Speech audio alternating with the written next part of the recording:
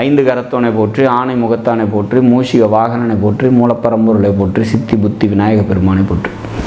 குருவேஸ்வரர் இணையத்தால் இணைய மிதைங்களுக்கு வணக்கம். இது மார்ச் மாத ராசி பலன். மார்ச் மாதம் மேசராசிக்கு எப்படி இருக்க போகுது அப்படிங்கிறத பார்க்கலாம். அதுக்கு முன்னாடி மார்ச்சில் வரக்கூடிய முக்கிய விசேஷ தினங்கள் அப்படின்னா மார்ச் 8ஆம் தேதி மகா சிவராத்திரி.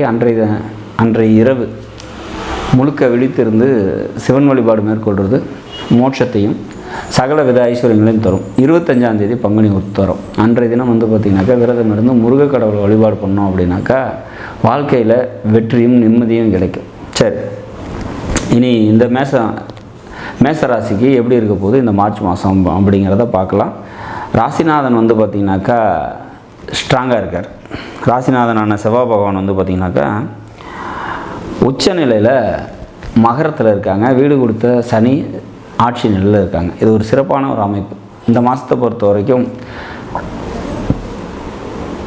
மனபலம், உடல் பலம், தைரியம், தன்னம்பிக்கை இதெல்லாம் தரக்கூடிய கிரகம் செவ்வாய். அவரே உங்களோட ராசிநாதன். அவர் ஸ்ட்ராங்காக இருக்கார்.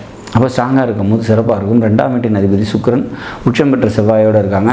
சகோதரர்களால் நன்மைகள் ஏற்படும். சகோதர பாசம் கூடும். வீட்டுக்கு தேவையான அழகு பொருட்களை வாங்கி சேர்ப்பீங்க. பொருளாதாரம் நல்லாயிருக்கும். பொருளாதாரம் சம்மந்தப்பட்ட உயர்வு கிடைக்கும். பெண்களால் நன்மைகள் இருக்கும். கணவன் மனைவி இடையே ஒற்றுமை அதிகரிக்கும். மொத்தத்தில் இந்த மாதம் ஒரு சிறப்பான ஒரு மாதம் அப்படிங்கிறத சொல்லலாம்.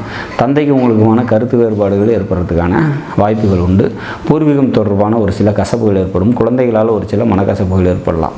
மனதில் எழக்கூடிய ஆசைகளை நிறைவேற்றிக்கிறது கொஞ்சம் சிரமம் அப்படிங்கிற மாதிரியான ஒரு சுச்சுவேஷன்ஸ். கம்யூனிகேஷன் தொடர்பான நன்மைகள் இருக்கும். இளைய சகோதரர்களால் நன்மைகள் ஏற்படக்கூடிய நல்லதொரு மாதம். மேச ராசியை பொறுத்த வரைக்கும் சந்திராஷ்டம தினங்கள் அப்படின்னா மாதத்தோட முற்பகுதியிலே வருது. 3 நாட்கள் 3, 4, 5 3 நாட்கள் சந்திராஷ்டம தினமாக வர்றதுனால அன்றைய தினம் முக்கிய முடிவுகளை எடுக்காதீங்க. வெளியூர் பயணங்களை தவிர்த்துருங்க. குறிப்பாக பூமி, இடம், சொத்து, இளைய சகோதரம் இது தொடர்பான முடிவுகளை சந்திராஷ்டம தினங்களில் மேற்கொள்ள வேணாம். இந்த மாதத்தை பொறுத்த வரைக்கும் லக்ஷ்மி நரசிம்மர் வழிபாடு கூடுதல் நன்மையை உங்களுக்கு தரும் அப்படிங்கிறத உறுதியாக சொல்லலாம். நாடும் நாட்டு மக்களும் நலமுடன் வாழ நவகிரகங்களை வேண்டி அமைகிறேன். நன்றி, வணக்கம்.